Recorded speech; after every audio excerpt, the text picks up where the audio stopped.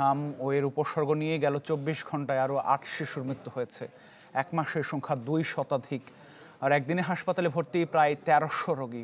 তবে জেলা উপজেলার হাসপাতালগুলোতে শয্যা সংকটে চরম ভোগান্তিতে রয়েছেন অভিভাবকরা। এই অবস্থায় দ্রুত টিকা ও অভিভাবকদের সচেতন হওয়ার পরামর্শ চিকিৎসকদের। ঢালাইয়ের সেরা প্রিমিয়ার সিমেন্ট। এবছর হাম তার উপস্থিতি ভয়ঙ্করভাবে জানান দিয়েছে। টিকা নিয়ে সমন্বয়হীনতা আর খানিকটা অসচেতনতায় সবকটি বিভাগের প্রায় প্রতিটি জেলায় ছড়িয়েছে হাম। হাসপাতালগুলোতে গেলেই সবচেয়ে বেশি চোখে পড়ছে হামের রোগী। স্বাস্থ্য অধিদপ্তরের সবশেষ বিজ্ঞপ্তি অনুযায়ী একদিনে হাম ও উপসর্গে আরও ৮ শিশুর মৃত্যু হয়েছে।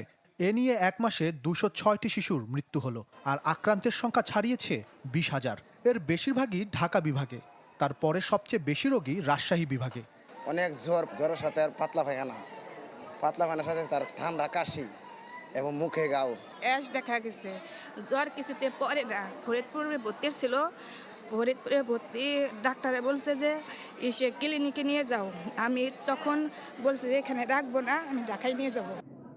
বিভিন্ন জেলার হাসপাতালগুলোতে আছে শয্যা সংকট। চিকিৎসা নিতে হচ্ছে মেঝেতে। হামের টিকা দেওয়ার পরে তারপরের দিন হতে জ্বর। আমরা কালকে ভর্তি হয়েছি, ওষুধ যা লাগেছে কিনে আনতেছি। জ্বর আসে, তারপরে শ্বাসকষ্ট শুরু হয়, তারপর থেকে চোখ লাল হয়ে ওঠে, তারপরে আস্তে আস্তে সারা শরীরে র্যাশ বের হয়েছে।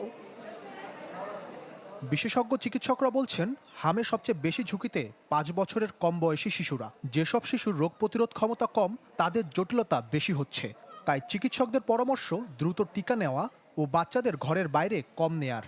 টিকা হচ্ছে সবচেয়ে এফেক্টিভ পন্থা। বাকি যাই করেন না কেন, এটা আপনি অ্যাবসলিউট না। টিকাটাই আপনি, যদিও বা কোনো টিকাই 100% গ্যারান্টি না, নেভার কোনো টিকাই বাংলা পৃথিবীতে এখন পর্যন্ত আবিষ্কার হয়নি। তারপরও 97-98% তো অনেক। বাচ্চাদেরকে আপনি বাসায় রাখবেন, বাইরে তো যাবেই না, অন্য বাচ্চাদের সাথেও দখলে মিশবে না, বাইরে কোনো জনসমাগমপূর্ণ জায়গায় যাবেন না।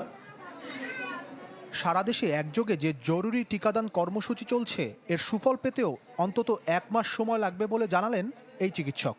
এরকম আমাদের হয়তো 1 মাসের মতো লাগবে জিনিসটা পুরোপুরি নামতে। ইমতিয়াজ মাহমুদ, চ্যানেল 24, ঢাকা।